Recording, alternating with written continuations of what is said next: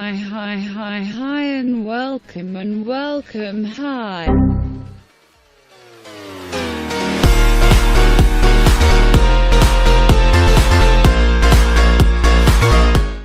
Halo, perkenalkan nama saya Dwiki Fahlavi Muhammad Ramdhani dengan jurusan Pendidikan Ilmu Komputer. Nah, di video ini kita akan membahas topik yang sedang dibicarakan oleh seluruh dunia, yaitu wabah coronavirus atau kita mengenalnya dengan COVID-19. Nah, pertanggal 15 Mei 2020 di Indonesia tercatat ada lebih dari 16.000 orang yang teridentifikasi positif corona dan lebih dari 1.000 orang yang meninggal dunia. Artinya bahwa kasus yang kita periksa seluruhnya sudah mencapai 132.060 orang. Pada kinerja hari ini kita mendapatkan kasus konfirmasi COVID-19 yang positif sebanyak 490 orang, sehingga sekarang totalnya menjadi 16.496 orang.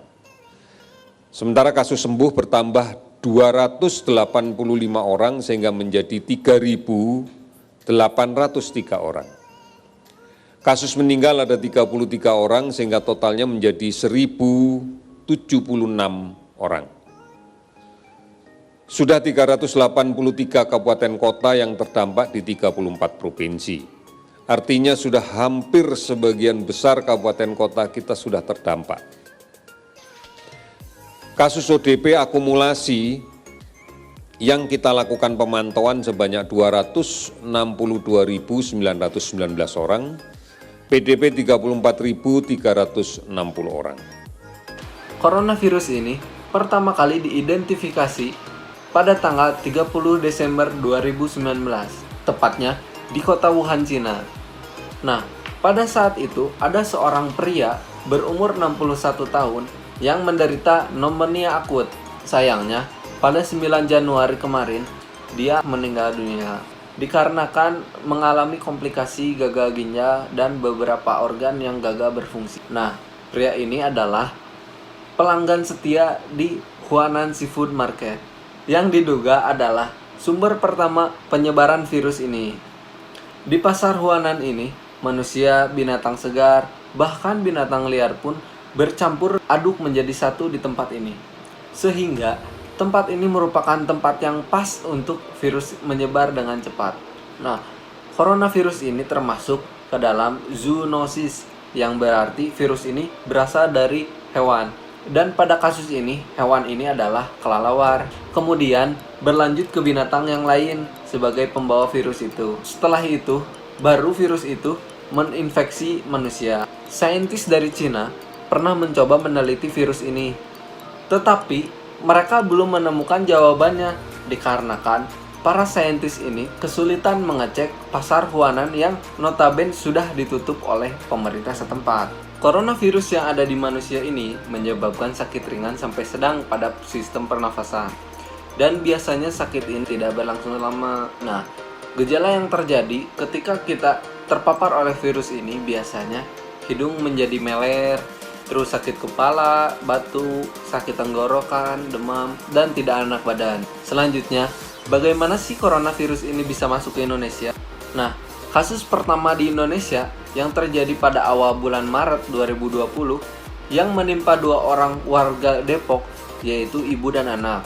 Pada tanggal 14 Februari, anak dari ibu tersebut menghadiri sebuah pesta dansa di Jakarta, yang dimana ia bertemu dengan seorang temannya berkewarganegaraan Jepang. Nah, warga negara Jepang ini baru saja kembali dari negara asalnya. Setelah menghadiri pesta tersebut, warga negara Jepang ini terbang kembali ke Malaysia dikarenakan ia bekerja di sana.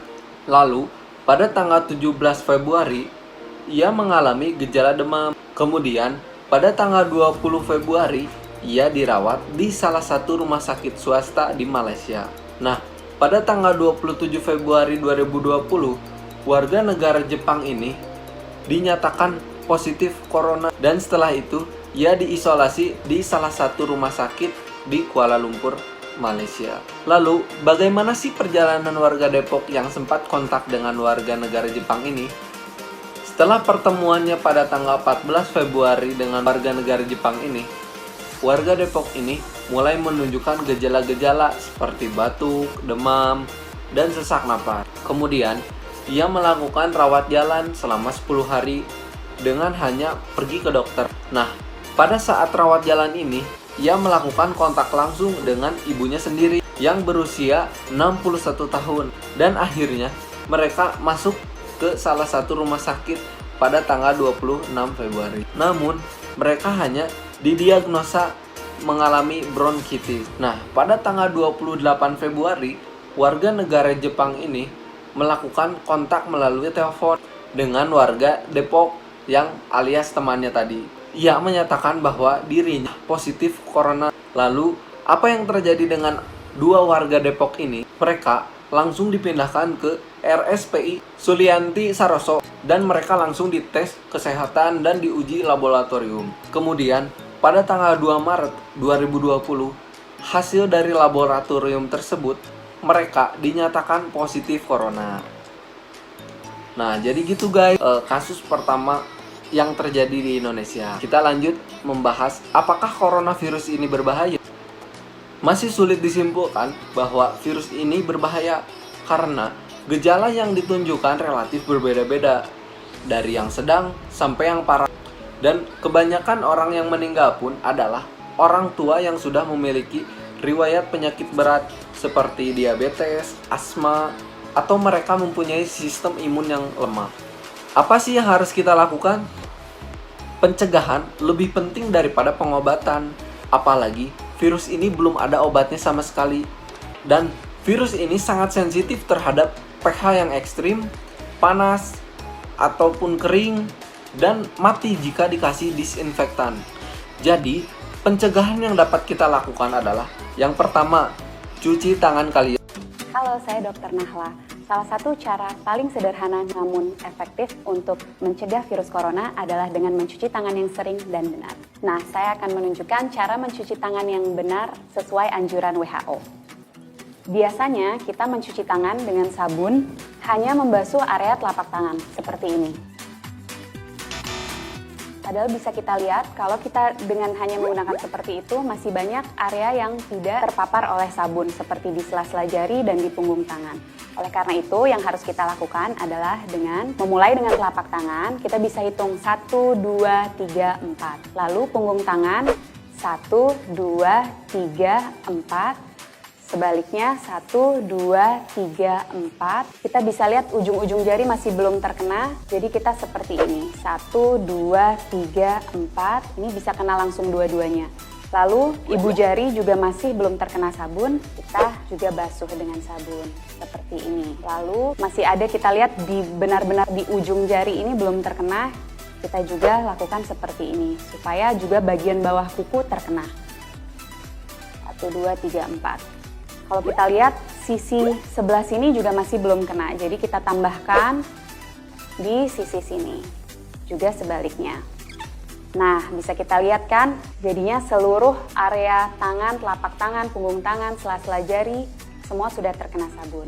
Jadi setelah itu kita basuh dengan air yang mengalir, dan jangan lupa dengan mengeringkan tangan kita, baik dengan pengering tangan ataupun lap sekali pakai. Jangan setelah sudah cuci tangan bersih, kita peperkan tangan kita keringkan di celana atau di baju. Jadi jangan lupa untuk menangkal virus corona, kita harus sering-sering cuci tangan. Sekali cuci tangan durasinya setidaknya 40-60 detik dan dengan langkah yang benar.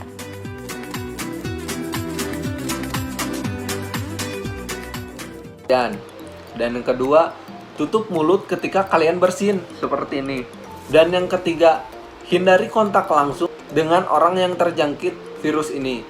Keempat, jika menunjukkan gejala-gejala yang tadi disebutkan, langsunglah periksa ke dokter terdekat. Dan yang terakhir, yang kelima, hindarilah konsumsi daging yang mentah atau undercooked. Nah, sekian penjelasan tentang si corona ini. Jangan lupa jaga kesehatan dan taati peraturan pemerintah. Thank you guys.